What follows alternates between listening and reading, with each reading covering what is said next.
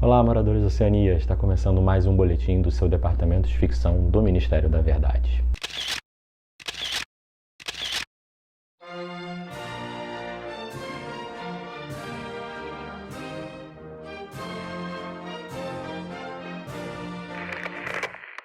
Hoje vamos falar do livro chamado Macumba, de Rodrigo Santos. Antes, de novo recado, não deixe de escutar nosso podcast, está lá no Spotify, é só digitar na busca Bastidores FICDEP.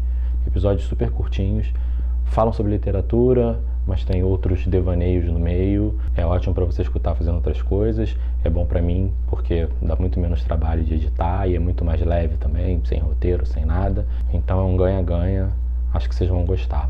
Bom, o livro de hoje, escrito por Rodrigo Santos, ele é de São Gonçalo, que é aqui na região metropolitana do Rio de Janeiro. Ele é poeta, organizador de sarau de poesia, ele já foi premiado pela FLUP, um cara com muita produção, com muita vivência no meio de outros escritores, e escreveu esse romance chamado Macumba. Como o nome já diz, as religiões de matrizes africanas vão ser bem abordadas na história. A sinopse rapidinha de sempre. Um investigador de polícia descobre um corpo jogado num terreno baldio, percebe que não teve sinais de crime, o cara morreu de ataque cardíaco, mas como ele está com guias, né, e tem um terreiro ou de candomblé de umbanda por perto, ele associa que o cara morreu lá, mas não tem violência, então ele deixa para lá, um crime menor. Só que depois morre outro praticante dessas religiões em circunstâncias iguais. Depois morre um terceiro.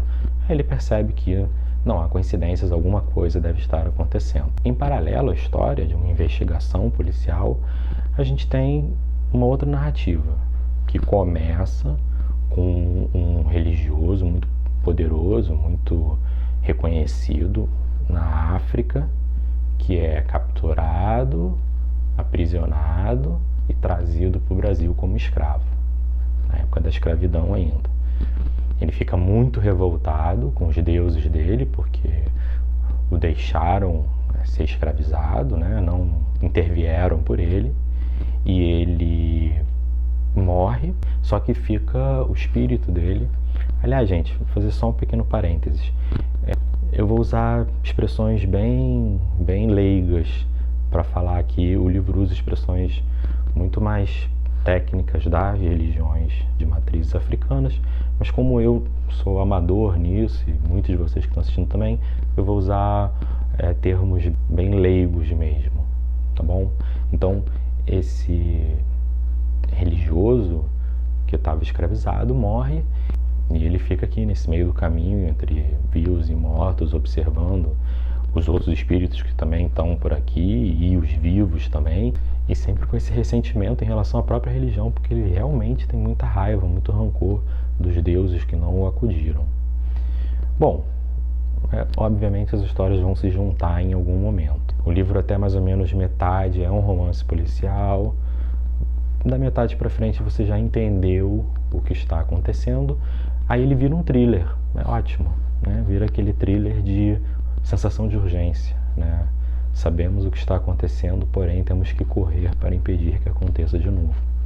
Muito bom, como romance policial / thriller, excelente, daqueles livros que você fica virando página até acabar, não consegue parar de ler. A coisa mais legal do livro, para mim, foi a questão mesmo das religiões de matriz africana, porque o Rodrigo ele se preocupa em explicar as religiões, explicar as diferenças entre elas, as suas origens, quem são os orixás, como é que isso funciona nessas religiões, e ele usa um truque narrativo, e truque sem nenhum sentido negativo. Afinal, o que são as técnicas narrativas senão truques, né, para envolver o leitor.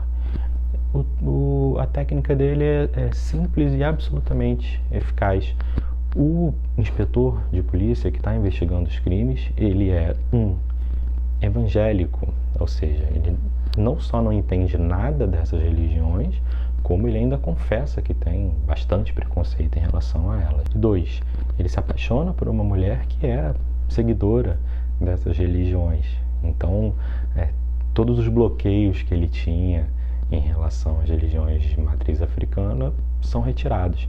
E como ele não sabe nada, e ele precisa conhecer as religiões, os rituais, as simbologias para investigar o crime, o autor, narrador, precisa contar para o personagem esses detalhes. Contando para o personagem, ele conta para a gente. Ou seja, ele dá uma aula de Umbanda e Candomblé para nós, leitores, para quem não conhecia nada como eu, uma aula maravilhosa, sem parecer didático, porque está encaixado ali, faz todo sentido. O personagem não sabe e precisa saber, então o narrador conta. E isso foi realmente o mais legal. E o livro alterna os capítulos entre as partes que são do inspetor Ramiro, que é o policial que está ali investigando o crime, né, com a ajuda de pessoas que são seguidores dessas religiões, e capítulos com o tal espírito desgarrado. Essa parte, ela é muito mais colorida, né? Ela tem muito mais efeitos literários, visuais, ainda que você não acredite nessa ou naquela religião, em nenhuma religião, você pode considerar como uma literatura fantástica, mas é muito bem escrito, muito bonito, porque traz essa coisa de fluxo de energia entre as pessoas, vivas ou mortas, fluxo de energia ligada a elementos da natureza. Tudo a gente vai aprendendo que isso tudo faz parte dessas religiões. E é muito impressionante mesmo. Eu me interessei também pela parte da religião, mas ainda que não fosse isso, eu me interessaria pela narrativa fantástica e, como eu falei, cheio de elementos diferentes. No fim, sem spoiler, obviamente, ele dá um jeito de juntar as duas histórias. Tem um final bem apoteótico, digamos assim. Eu gosto desses finais, vocês já viram.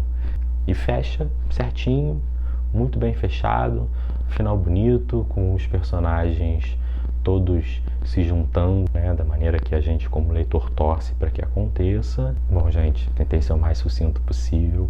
O livro é ótimo, não só como peça de literatura, já seria, mas também dentro dessa proposta de ensinar um pouco pra gente, né, trazer conhecimento pra gente. No caso aqui das religiões de matriz africana, elas são tão parte da nossa sociedade e ficam tão escondidas por causa de preconceito. Então o livro é perfeito também para isso, perfeito para quem tem curiosidade sobre essas religiões.